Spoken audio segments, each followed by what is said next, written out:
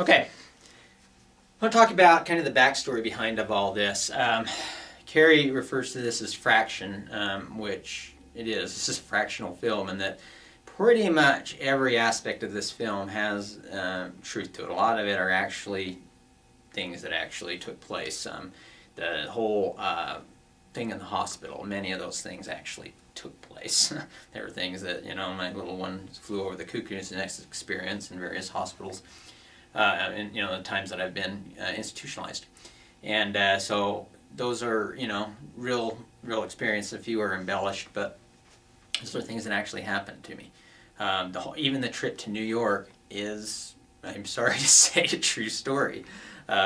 Pretty amazing, but once doing a delusional state on a completely different project, a business I was building, I became delusional in that exact same way. I a radio talk show host, and I somehow came up with this connection that there was some connection there, and I was reading about the law of attraction at the time, and I became delusional. And this whole story is literally, that's the way it happened. I bought a one-way ticket on a title loan on my car, and I flew to New York City to meet this person. I won't tell you who it is, but you know who they are, who it is. Very, very famous.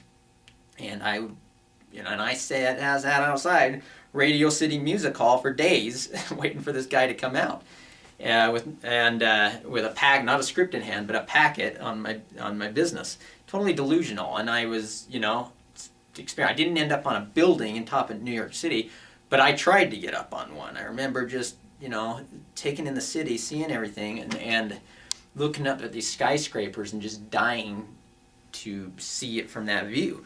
And I couldn't, I didn't have any money, and I wanted to get into, I wanted to go up on the Empire State Building, but I couldn't get in.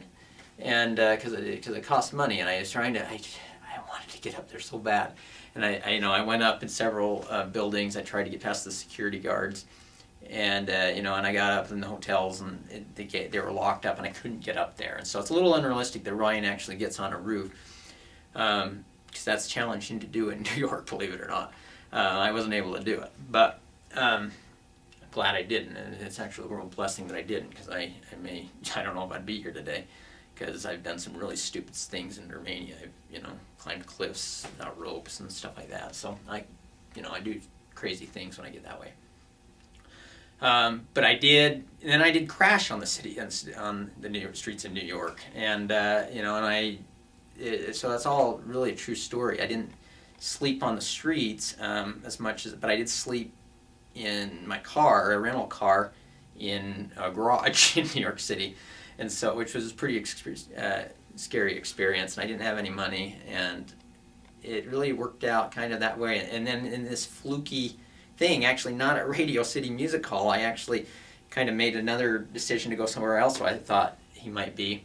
And it was really a fluky thing. It just happened to work out, and I actually was able to deliver my information to him.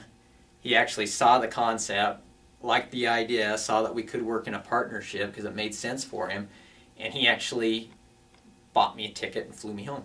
And we started to put things together, and I crashed. And it was kind of a time-related thing. There was a limited time on the project, and I crashed, and it didn't, just like everything else in my life, it was another one of those cycles that I went through where, I crashed in New York. I accomplished my goal, but, I was a wreck after that, and I wasn't able to really complete the deal in time because I was so messed up. And so that is a true story. Absolutely happened, with another project, but that's where I get this material, it really happened to me. So, so that's kind of the behind that. The train scene is a true story as well. I did try to do that, thinking that my only way I could take care of my family was through a life insurance policy, $500,000 double indemnity policy, and I was just out of my mind. I don't know what I was thinking, but I did drive and park and try and time a train, so I drove right in front of it at the last minute, and my family flashed before my eyes, and I was able to hit the gas, and I was able to get off the tracks in time. Fortunately, I didn't get hit like he did. Dramatized that, but that was a very real experience as well. I don't know. Everything has, whole thing is just kind of fractional things that have taken place in my life that have merged together to make a film. So anyway, there's a lot of truth to this thing. So that's the backstory on it.